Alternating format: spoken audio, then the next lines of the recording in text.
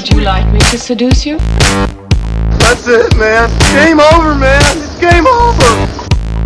Of all the gin joints in all the towns in all the world, he walks into mine.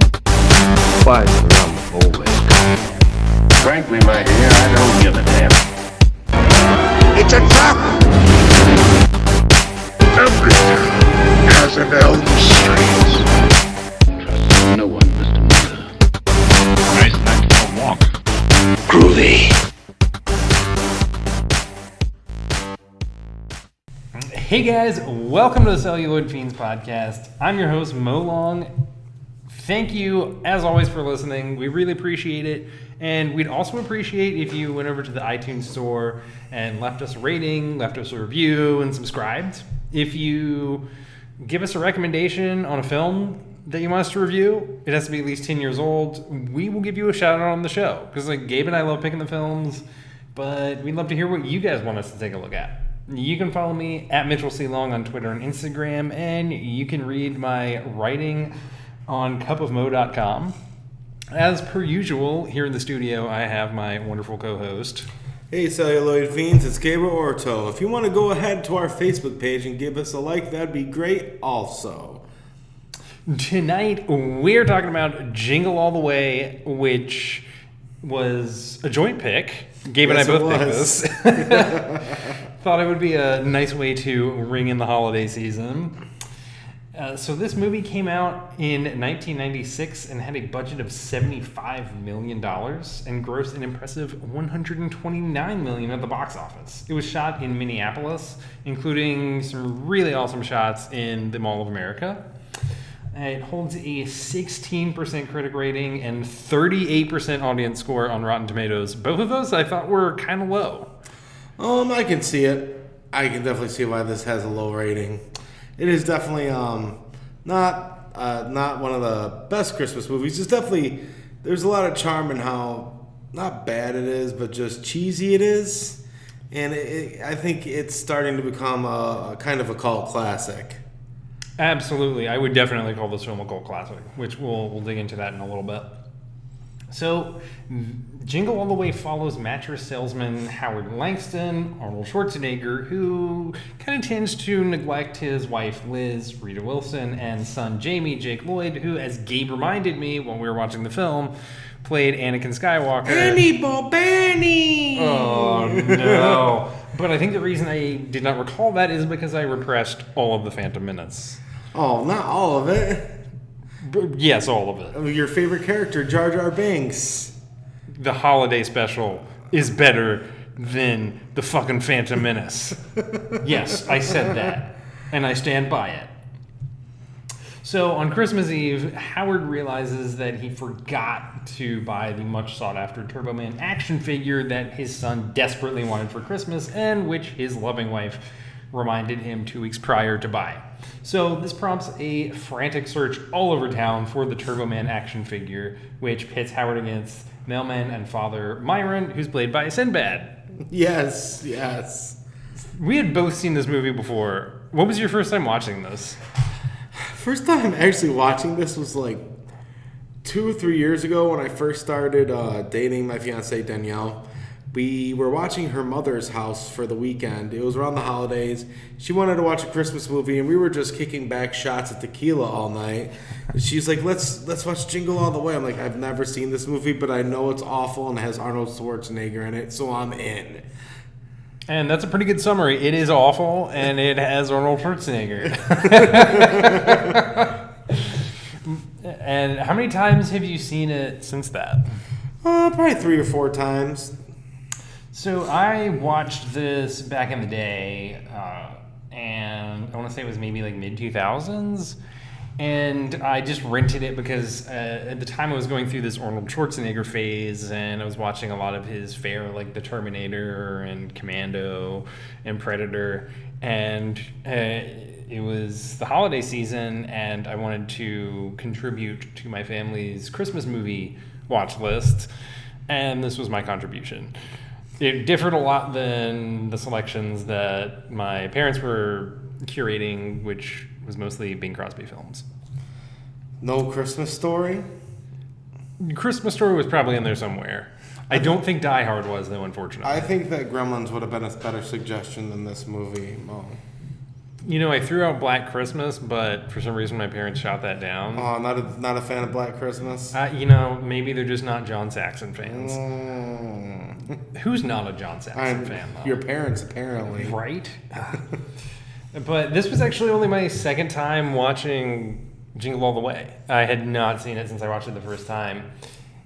And I think my opinion changed a little bit. At the time, I think I enjoyed it, but coming off of some of Schwarzenegger's better roles, I think I was a little bit let down at the time just by its campiness. But this go around, I think I appreciated its cartoonish elements a lot more than my initial viewing. Has your opinion of this film changed at all since you first watched it? No, not one bit. I still feel the same way about this movie. I think it is. I love this movie, but it is so cheesy. Like, I get like the heart of it. I do.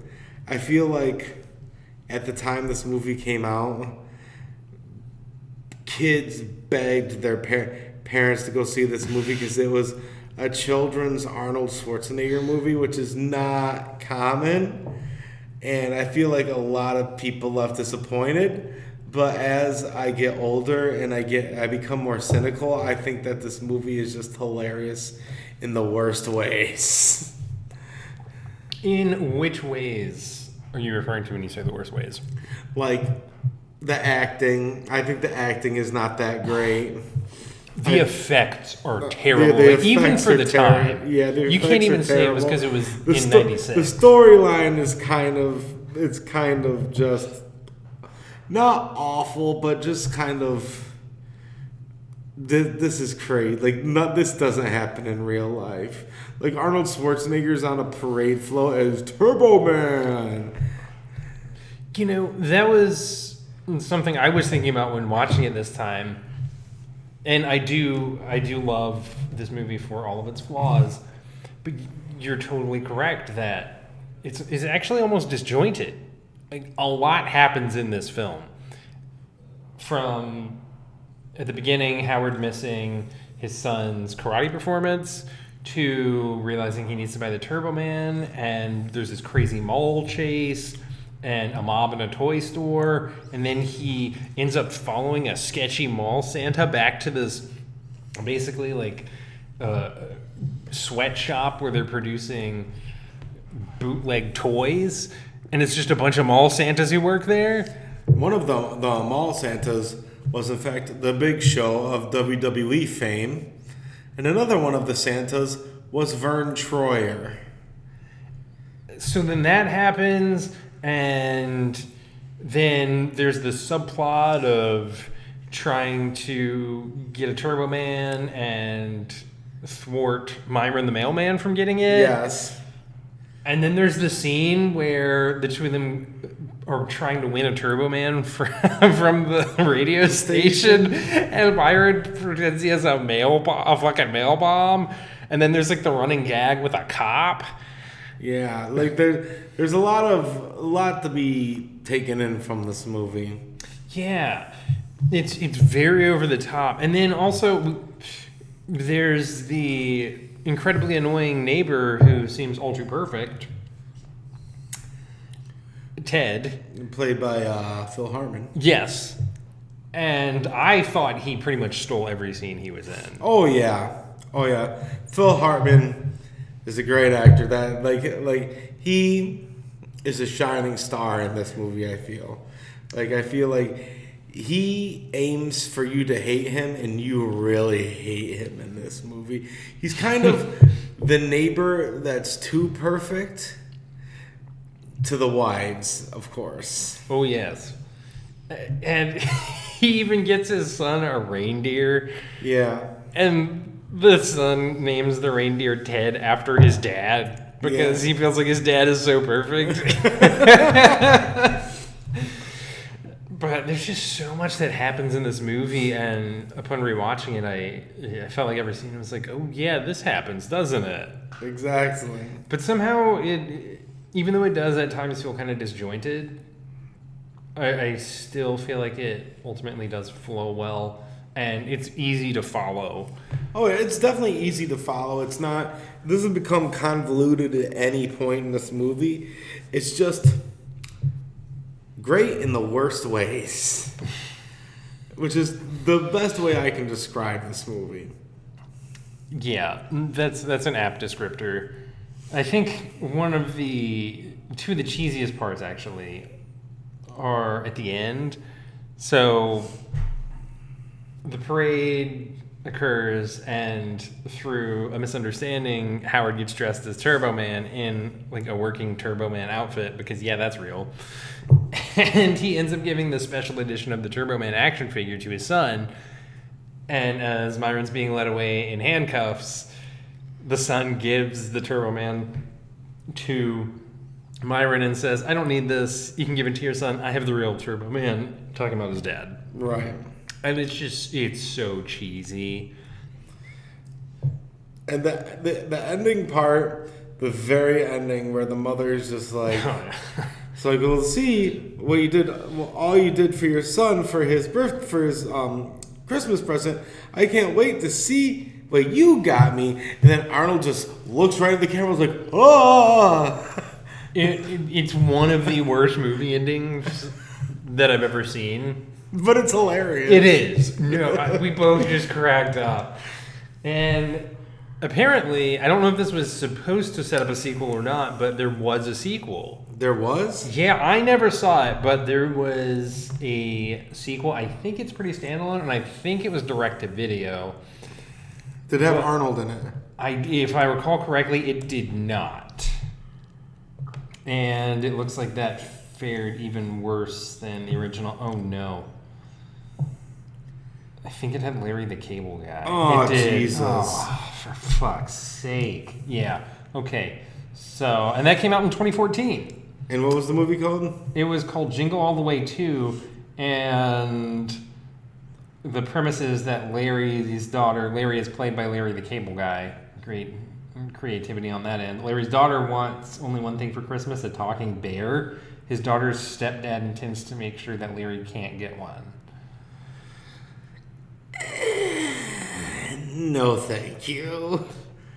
I genuinely have I do not want to see that movie at all.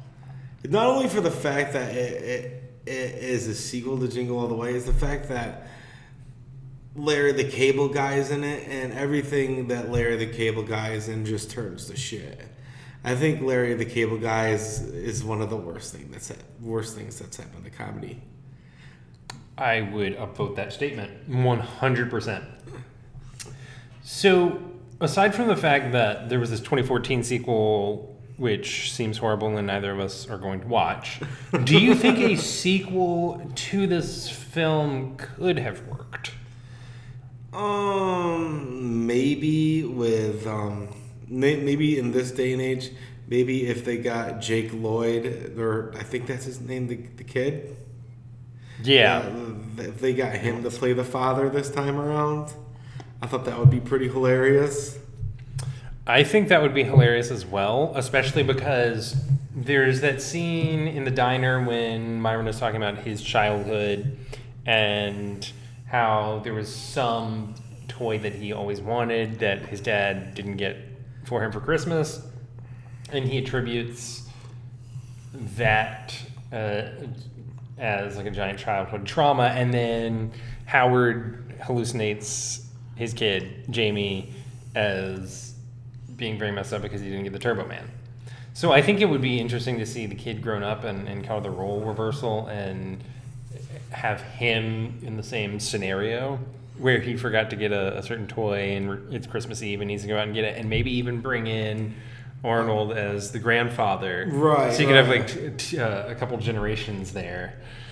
And like I would think it would even be more hilarious if he turned out to be not like unsuccessful, but just like a little bit of a fuck up. And like, so, and then Myron's kid would be his boss. Oh, That would be beautiful. So the families are in connected still. Yeah. So like he'd be like, well, I should have, because Myron's kid got the Turbo Man and he didn't. Because he gave it up because he thought his dad was really Turbo Man. I think that would be a great idea. That would have worked as a sequel, and I don't know who else we would cast in this, but it would not be Larry the Cable Guy. No, not at all. No. I wouldn't have him within 500 miles of this project. No. Let alone any other film ever. Or comedy stage, or anything involving entertainment. Exactly. So, Kim, getting back to what we were talking about earlier, do you think this is a cult film? In a way, yes. I think it's gaining that cult popularity. I definitely agree. It actually has been screening in some theaters on occasion.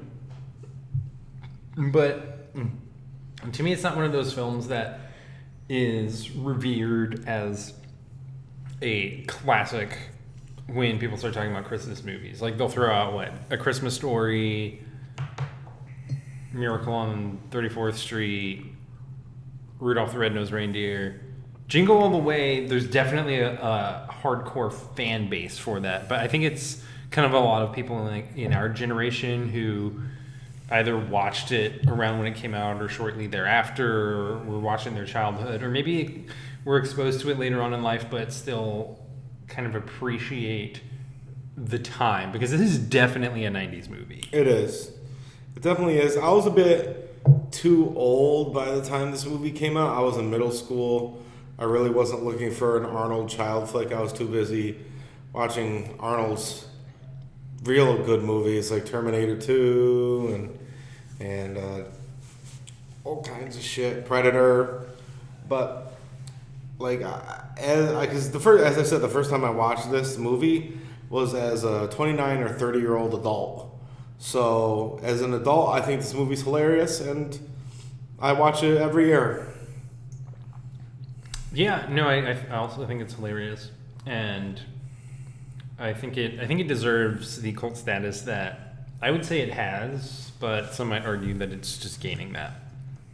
It's definitely not 24-hour marathon on TBS cult yet, but I feel like give it 20, 30 years. Yeah, I think that's very fair. And one element that I think really contributes to the charm of this film is how unabashedly campy it is. Oh, yeah. And also the fake toy line that's in there. Because Turbo Man was not an actual toy, at least when this came out. I want to get back to this in a moment, but I believe you said, Gabe, that there was a toy line that came out later on. There was, they did release a Turbo Man action figure when this movie came out. And coincidentally, one of the local toy shops around here got a Turbo Man in recently, and they advertised it on their website. We got a Turbo Man in here, and then it quickly sold, which speaks to the popularity of the movie. But my comment on the fact that they posted on Facebook about this toy is, as soon as it sold out, I said, don't worry, we have plenty of Turbo Man's sidekick Booster. Because that's like a running joke in the film. Right. Oh, that's clever. Do you remember how much it sold for? I have no idea, but it was a pretty penny. There's not a lot of those in mint condition anymore, and as the movie gains popularity, you're starting to see things like that pop up and go for a little bit more than they would have, I don't know, maybe even 5 years ago. Yeah, on eBay there are some Turbo Man action figures going for $700 to $800. Jeez. That's kind of expensive. If you'd like to buy us a present this Christmas at the Celluloid Fiends, feel free to send a Turbo Man our way. Yeah, we would love a Turbo Man. We would shout you out every podcast if you bought us a Turbo Man. And with that, we're going to take a break. When we come back, we're going to keep talking about Jingle All the Way. All right. Oh, excuse me. Yes? I'm trying to find a Turbo Man doll. Me too, me too. Do you have any more in the back? What? I see nothing. What did I say? These guys are looking for a Turbo Man? A Turbo Man doll, yes. Hey, everybody, these two are looking for a Turbo Man. Shut up, man. Now, what's so funny? Where have you guys been? Turbo Man's only the hottest selling Christmas toy ever. You know what? We got plenty of Turbo Man's faithful saber-tooth tiger booster.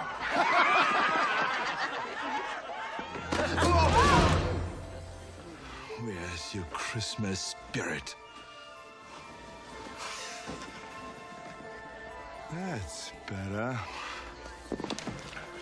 Now, there must be a Turbo Man around here somewhere.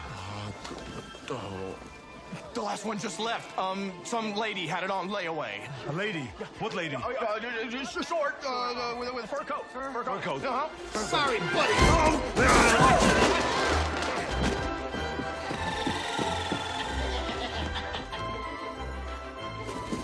Give me this. Hey! This is war.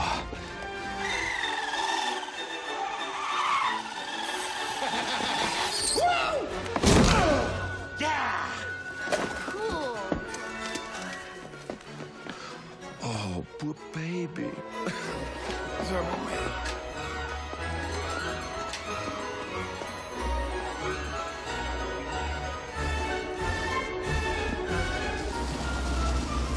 Ha! Hey, lady! Hey, hold it! Wait! Wait, lady! I need the Turbo Man! Hey guys, welcome back. We're talking about Jingle All the Way. So, what we were talking about with the toys, underneath the campy and goofy veneer of this film, I do feel like there's kind of this anti-consumerist message going on. Oh yeah, definitely. I don't think it's fully fleshed out, but it definitely seems pretty strong with the entire premise of the film hinging on trying to procure this toy, which Howard keeps calling it a doll throughout the entire film. He's just like, I'm trying to find a doll. Yeah, it's better than what Sinbad calls him. It's like, I gotta find this dumb doll named Turtle Man. And I sort of appreciate that aspect. I didn't think it, like I said, was fully developed or necessarily that strong, but I still appreciated that. And even at the end of the film, I feel like it kind of circles back to the consumerism that surges forth during Christmas, where the wife is wondering what Howard got her. So Howard's also a terrible father. Yes, I think we can admit that. Like he seems like he really loves his wife and his son a lot, but at the beginning he's on the phone with a bunch of customers and he's ending all the phone calls saying, "You're my number one customer," and then his wife calls and he talks to her and he's about to get off the phone and reassuring her that he will make it to Jamie's karate presentation, which of course he does not. And before he gets on the phone with her, he goes, "And remember, you're my number one customer." So it's like he doesn't show up for important events in his kid's life. And there was a point in this movie where Howard is talking to his son from the parade float through a speaker, and the son was like, "It's Turbo Man," and Turbo Man is talking to me. And Mo looks at me and he goes, "How does he not know that's his father's voice?" And I just look at Mo and I look at Mo and I say, "Mo, he's a terrible father and he's never around." He doesn't even know the sound of his father's voice. And then Howard being awful, I feel like he even gets amped up in the third act when it seems like he can't find a Turbo Man and he decides to fucking steal one from Ted's Ted's son, and he like breaks into Ted's house, finds the Turbo Man wrapped up, and tries to steal it, and ends up like setting fire to it, and the reindeer charges in and just completely wreaks havoc in the house. Which, that was one scene that I do feel like was a little bit misplaced. I feel like the whole scene with him stealing the Turbo Man could have gone away. Yeah. And not been in the movie. If there's a scene that I would cut from this film, it would definitely be that. Oh, yeah. It was a bit... made you feel kind of icky. And speaking of which, there's one other scene that I would probably cut. It was very quick, but it was when Ted gets a bit sexual assaulty with the wife. Yeah. With Howard's wife. Like, he tries, like, touching her in ways, and it doesn't sit well. No, because the film attempts to portray that as comedic, but to me, that was not a funny really. moment. Like, maybe if he tried bending in for a kiss and she just kind of put her hand in front of his face, it could have worked a little better. But he went for, like, full grope mode, just going for it. Yeah, and it was the 90s. Nothing was PC then. But, yeah, if I were redoing this film, I would cut that scene, and I'd cut the reindeer breaking into the house scene, because that one just didn't seem to fit with the overall tone of the movie. Do you think that this movie would have been stronger, weaker, or you would have viewed it the same if some of the consumerism had been played up even more? I think that they played it up enough. I feel like they could have even downplayed it a little bit. Because it was really out there. It's like Turbo Man in the parade, Turbo Man everywhere, Turbo Man cereal, Turbo Man, it's turbo time. Like, it was pretty in your face. But it's like we get the idea if he needs to get the action figure. That goes without saying. But I feel it was at a point where it stays at this level, or if they raised it, it would get really annoying. Agreed. I think if it were any more, it would start to feel preachy, and so I felt like this was the perfect amount. I would not have changed that at all. And like the evil consumerism plot point is not something that's new to film. It was something that actually is even that's what the original Child's Play was supposed to be about. The original Child's Play was the original script. It was supposed to really last longer, and people were really supposed to ponder who's doing the killings, Andy or the doll. And in the end, you were supposed to find out that the doll represents the death of innocence in America and the death of innocence with the children, because now we're roping children into our consumerism. And it was supposed to be like the Cabbage Patch dolls, because Child's Play came out around the time the Cabbage Patch dolls came out, and that was like one of the first items that people started punching grandmas over. was the Cabbage Patch doll. Punching the fucking grandmas. Punching grandmas. So that's what that was supposed to represent, which I thought was way deep, and I thought would have been a way deeper cut than what they did. But I still like I like Child's Play 1, 2, and 3. Those movies are fantastic. The sequels, not so much. We'll get into that at a later point. But consumerism as the evil is not something new. No. But I think they pulled it off well in this movie. Agreed. I did not know that about Child's Play. And actually the only one I've seen is the first one. I haven't seen Child's Play 2 or 3. Really? Yeah. But I do love Chucky as a villain. I like Chucky as a villain too, but I feel like after the third one it gets a bit hokey and it's more of a comedy movie. Like, Chucky as a villain is scary in the first 3 movies. Once you get into Bride of Chucky, Seed of Chucky, Cult of Chucky, Curse of Chucky, it starts to become a comedy show. I thought they were going a good route with Curse of Chucky, but then they kind of ruined it at the end when they brought Jennifer Tilly back into the picture.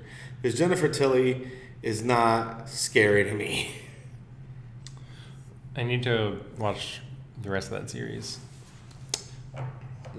You mentioned that you watch Jingle All the Way every year at Christmas. Basically now, since I've started dating Danielle. What else is on your Christmas watch list? Woo! I got a few. A Christmas Story, of course. Scrooged. Gremlins. Die Hard. What's another one? I'm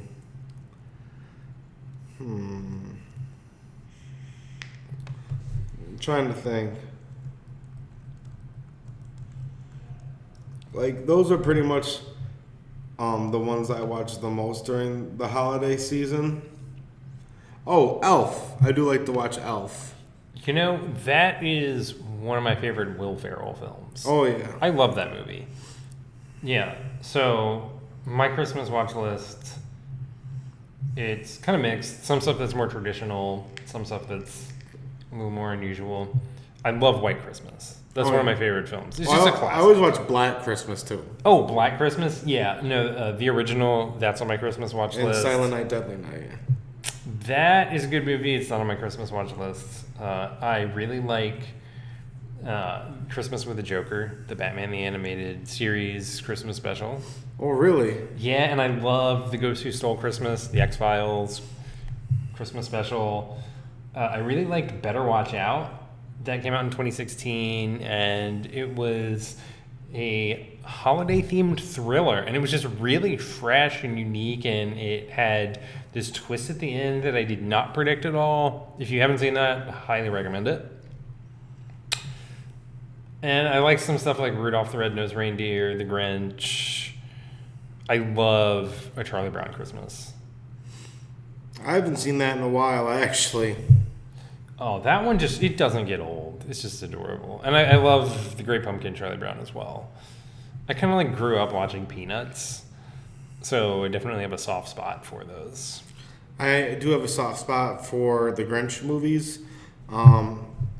I grew up watching the original cartoon version, but I do like the Jim Carrey version also. I have not seen the new Benedict Cumberbatch version. I've heard mixed reviews. Yeah, so I'm kind of in the same boat, except a little bit more extreme. So I have not seen the Jim Carrey Grinch. I had very mixed feelings on that. I'm open to change. I'm open to remakes and reboots. But for some reason, when it came out, I just had no interest in watching it. Maybe I'll give it a shot. And I really don't know what to think about this new version with Benedict Cumberbatch. I love Benedict Cumberbatch in a lot of roles, like especially Sherlock. And I thought he was phenomenal in August Osage County. But I don't know what to think of him in this new Grinch movie. I am not thrilled to see it. I have the same feeling about this movie, what you had about the Jim Carrey version. I do think you should watch the Jim Carrey version. He kind of brings the new life to the Grinch. I actually thought he did a really good portrayal of the Grinch. So I think that's a movie you should definitely watch in the near future. Okay. Preferably this holiday season. Yeah, maybe I'll check it out this season and report back. That could be kind of cool.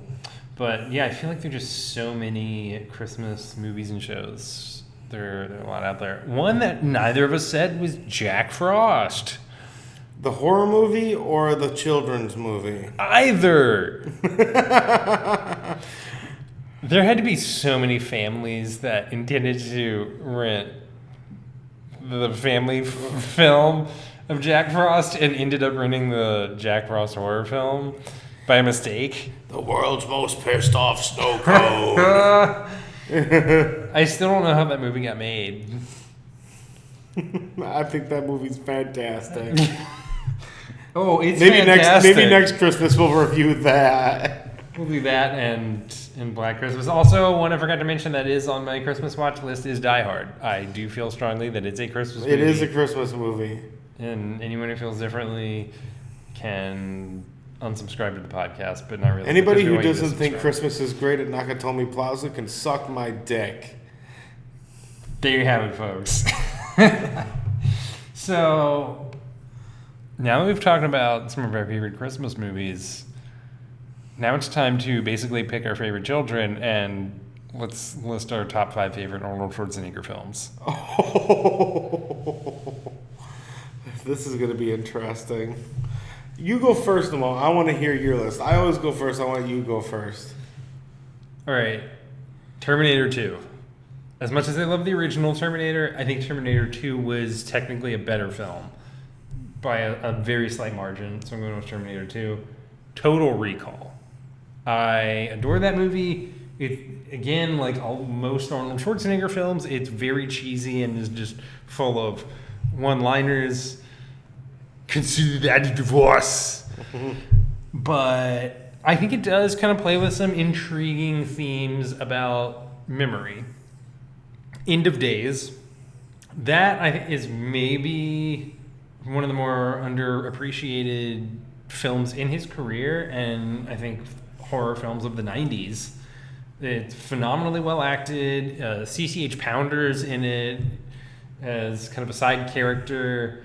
It's definitely worth a watch or a rewatch if you haven't seen it in a while. The Running Man.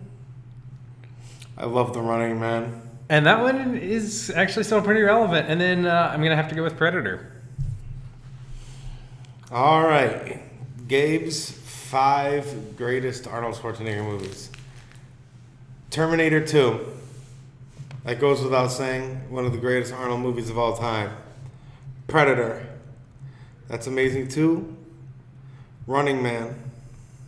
We've already gone through this. Here's one that was not on Mo's list that not a lot of people like. I know a lot of people that don't like this movie. The Last Action Hero. You know, I don't think I saw that one. I loved that movie when I was a kid. I loved The Last Action Hero. I loved it. It was fantasy and all kinds of crap, and I thought it was fantastic. And another one not brought up by Mo, Kindergarten Cop. Oh, that's a straight up classic. Nothing against any of the movies that Mo said. I think they're all fantastic, but those are movies I love and are definitely on the top 5 list. There are very few movies that Schwarzenegger was in that aren't, at least in some way, redeemed by his presence. Right. I think probably the worst movie that I ever saw with him in it was Red Heat. Never saw it. It was pretty bad. I cannot, in good faith, recommend that one. I can think of one worse. Terminator Genesis. Never saw that. It was awful. But you know what I do remember? I remember when Terminator 3 came out. That was bad too. I was in middle school at the time, and I loved Terminator. I loved Terminator 2, and I was ridiculously excited about Terminator 3. And I was like with my family on a beach trip, and I dragged my dad to go see Terminator 3 in the theaters. And I just remember shuffling out of that theater and being so disappointed. And, you know, if for Terminator 1 and 2 had not preceded Terminator 3, I probably would have just appreciated it as a middle-of-the-road action film. But because those two movies came before it and set such a high bar, I just felt incredibly let down. Oh, yeah. Oh, yeah. It was a total letdown. When I first saw that movie, the movie came out when I just graduated high school. That movie came out. And my parents made me clean out the basement that I used to like hang out in because I was going off to college. And then I felt kind of bad about that because it's kind of like I'm thinking out my childhood. And I was like, well, at least I can go see Terminator 3. And I went and saw Terminator 3. And I'm like, well, that's it. My childhood's dead. Oh, that was really depressing. Terminator 3 killed your childhood. It didn't kill my childhood, but it definitely didn't help. It didn't resuscitate it. No, it did not. Oh. It's like, oh, great, John Connor is like a drug addict looking for pain medication at a pet clinic. Jeez. Yeah, that was a... And guess what? Judgment Day was going to happen anyway. Go fuck yourself. Right. So, I guess there is a fate aside from that which we make for ourselves. So this was one of Schwarzenegger's family films. He didn't really do a ton of family films. I did like Kindergarten Cop, this, and maybe one or two others. Yeah. I kind of wish he did more, because in all the family films that he starred in, he did a really good job. And I think that's kind of an aspect of his acting that tends to get overlooked a little bit, because like when you start talking Schwarzenegger films, most people are throwing out stuff like Terminator and Commando and Predator and The Running Man and The Sixth Day. Conan. Exactly. Which is another great Arnold movie. But he really has a phenomenal sense of humor, not only in kind of the kid-friendly fare, but also in the action sci-fi horror films that he was in. He can be pretty funny if you give him the window too. Definitely. And he really hammed it up in a lot of his earlier fare, just with all the different one-liners. Oh, yeah. So even a lot of those, it was hard to truly take them seriously. Like Danielle, she just watched the first two Terminator movies maybe a year and a half ago, and she thought, like, she never got the context of I'll Be Back with the Terminator franchise, but she thought it was so hilarious.